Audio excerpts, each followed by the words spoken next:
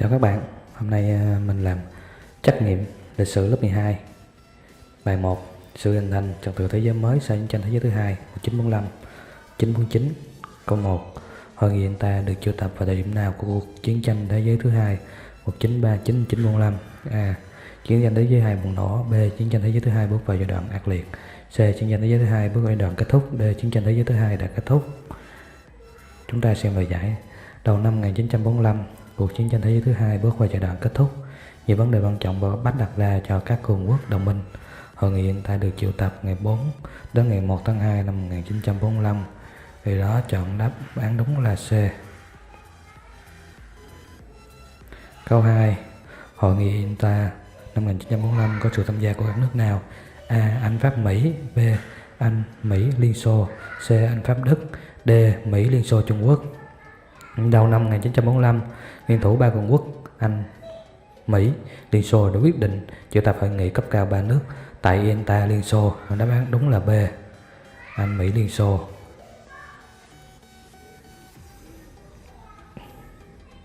Câu 3. Sau chiến tranh thế giới thứ hai, vị ấy giáp quân đội Nhật ở Đông Dương được giao cho quân đội Anh và quân đội Trung Hoa Dân Quốc là thỏa thuận tại hội nghị. A. San Francisco. B. Moscow. C. Hội nghị ENTA. D. Potsdam. Theo thỏa thuận của hội nghị Potsdam tại Đức, vị giáp quân Nhật ở Đông Dương được giao cho quân đội Anh vào phía Nam vị tuyến 16 và quân đội Trung Hoa Dân Quốc về phía Bắc, nên đáp án đúng là D.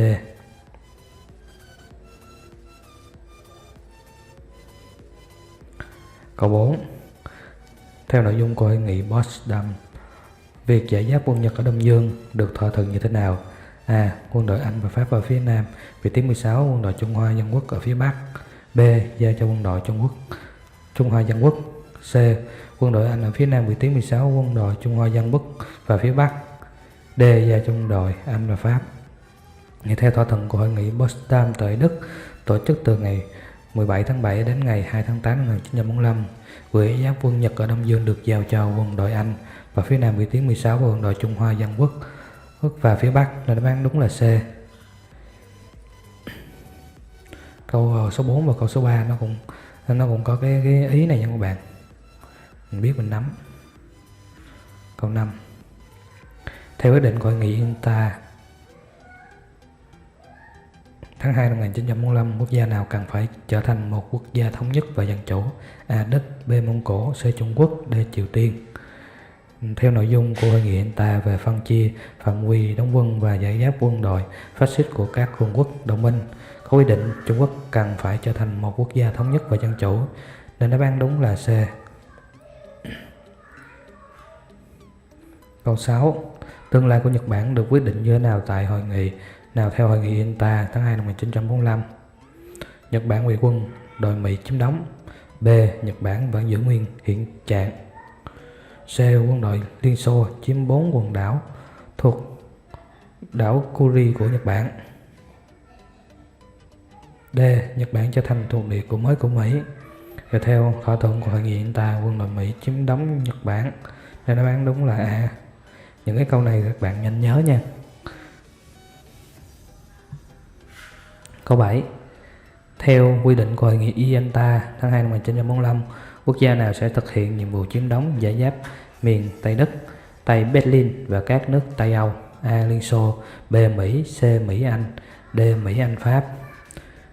Theo nội dung của hội nghị ENTA về phân chia phạm vi đóng quân và giải giáp quân đội phát xít của các cường quốc đồng minh, có quy định quân đội Mỹ, Anh, Pháp chiếm đóng ở miền Tây Bắc, Tây Đức, Tây Berlin và các nước Tây Âu, nên đáp án đúng là D. Câu 8. Theo quy định của hội nghị ENTA, quân đội nước nào sẽ chiếm đóng các vùng Đông Đức, Đông Âu, Đông Bắc Triều Tiên sau chiến tranh thế giới thứ hai? A. Liên Xô. B. Mỹ. C. Anh. D. Pháp. Theo quy định của hội nghị ENTA, quân đội Liên Xô sẽ chiếm đóng các vùng Đông Đức, Đông Âu, Đông Bắc Triều Tiên sau chiến tranh thế giới thứ hai, nên đáp án đúng là A.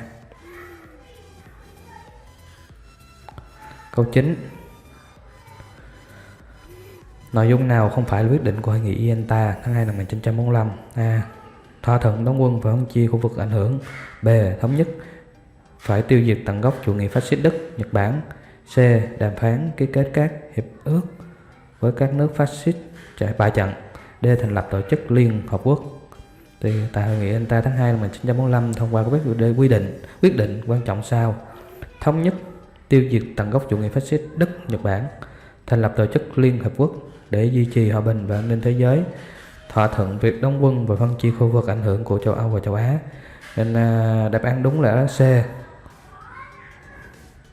Tại vì đáp án C không thuộc cái thỏa thuận nào của trong hội nghị Yalta, nên vì nó không phải nên đáp án C là đúng.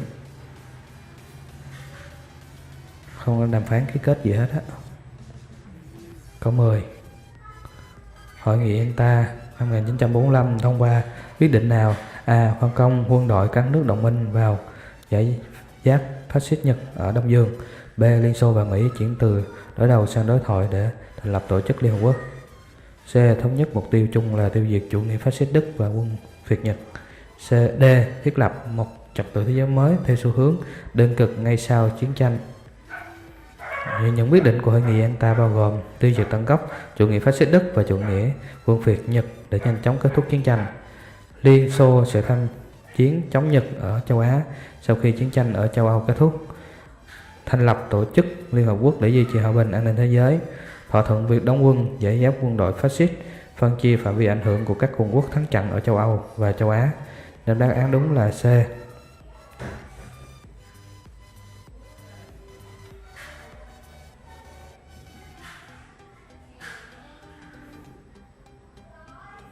Hôm nay mình làm 10 câu thôi nhé các bạn. Các bạn muốn xem các nội dung tiếp theo thì nhớ comment bên dưới, mình sẽ làm sớm cho các bạn. Các bạn nhớ like và đăng ký kênh giúp mình nhé. Có những video mới thì các bạn biết sớm nhất. Chúc các bạn luôn luôn học tốt. Xin chào các bạn. Hẹn gặp bạn các video tiếp theo.